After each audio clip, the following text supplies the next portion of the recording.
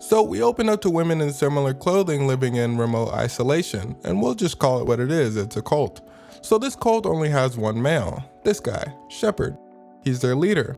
We see the women wearing different colored clothing as they diligently work around the compound. At dinner we learn the women wearing blue clothes are his daughters and the women wearing red clothes are his wives.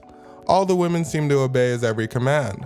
According to Shepard, he has taken them all from their abysmal lives and has given them a new home. The women whose whole worlds revolve around him consider him their god. Well, all except maybe this girl Stella, one of Shepard's daughters who constantly thinks about her mother who died giving birth to her. Stella is Shepard's favorite girl as her beauty reminds him of her mother's beauty. We then hear about some of Shepard's rules for the girls. One being if a woman falls ill, she is not to be taken to the hospital. She must be treated in the forest. Another being if a girl is on her period, she must live in isolation. As according to Shepard, women become impure when on their period. He also says they must not interact with the outside world, but that one's a given. We then find out there are two more women that we haven't seen who are part of the group. They're kept in isolation. One because she's sick and the other Sarah because she refused to follow some of Shepard's rules. We can also see she has scars on her arm and can assume this was probably Shepard's doing. According to Shepard, they're cursed. Stella gets them food as they're still part of the cult. Sarah seems a little standoffish, but this is probably because she's hated by the entire cult for breaking rules.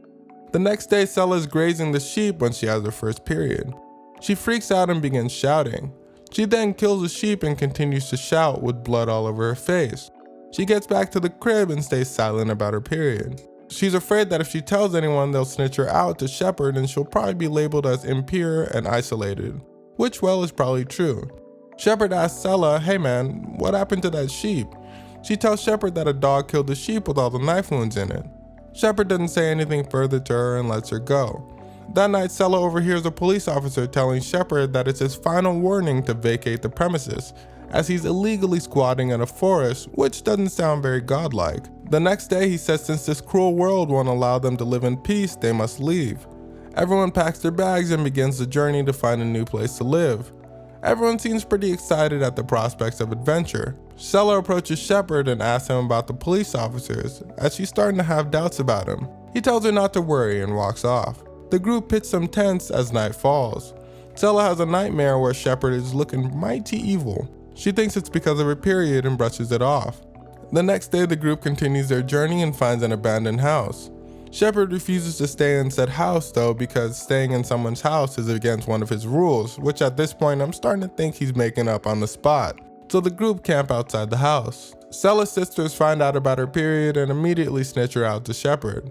Shepard separates her from the group and makes her continue the journey with Sarah. Stella asks Sarah a question we were probably all wondering. Why are you still here? Sarah says she would have nowhere else to go if she leaves. Sarah then drops some knowledge on Stella. She tells her mother didn't really die in childbirth.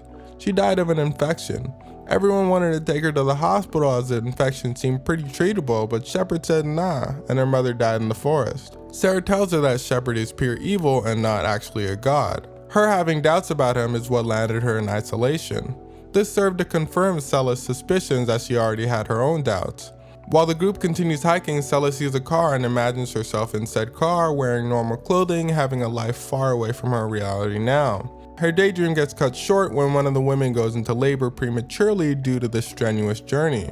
Since there are no hospitals and forests, the women begin to help her deliver the child. The woman dies during childbirth and everyone gets super sad. Well, everyone except for Shepard, who seems pretty chill about it. He conducts a funeral for her and says, alright everyone, let's go. Sarah stops him and begins shouting. She blames him for the woman's death. He ignores her and walks off. The group silently begins to follow him. The child who survived childbirth is left in the forest because he's a male. And as you probably guessed, there are no males allowed in Shepard's cult except for him. Sarah takes the woman's son as she refuses to leave him in the forest to die and decides to leave. Before she leaves, she asks Stella to take care of her sisters as it's not their fault that they're blindly following an absolute psychopath. The women are extremely tired as they've been traveling for a long time. The group stops to rest. Shepard begins to remark that he might have taken a wrong turn somewhere like a clown. One of the girls says maybe they should go the other way. Shepard looks at her like she's insane for suggesting something to him. He tells her to stop trying to become a leader and begins to repeatedly kick her. The women all sit in silence, including Stella, who looks very angry about what is transpiring. The group continues their journey for a few more days and eventually make it to a valley next to a lake. Shepard purifies all the women in the lake one at a time.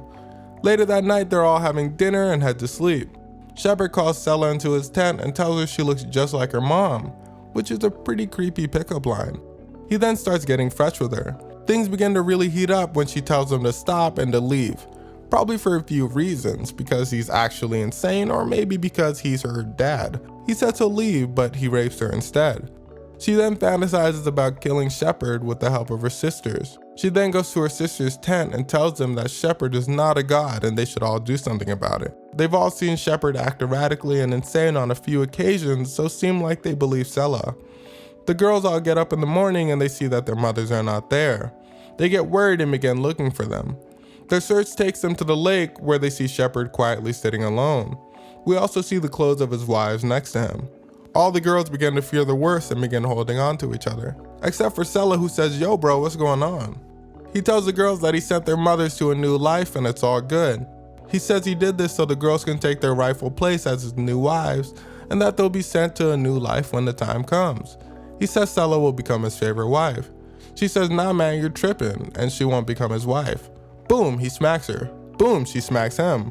We cut to some police officers driving near the lake and see the bodies of Shepard's wives ruthlessly killed. They also find Shepard's body in the forest strung up with horns attached to him. It seems Sela and her sisters killed him.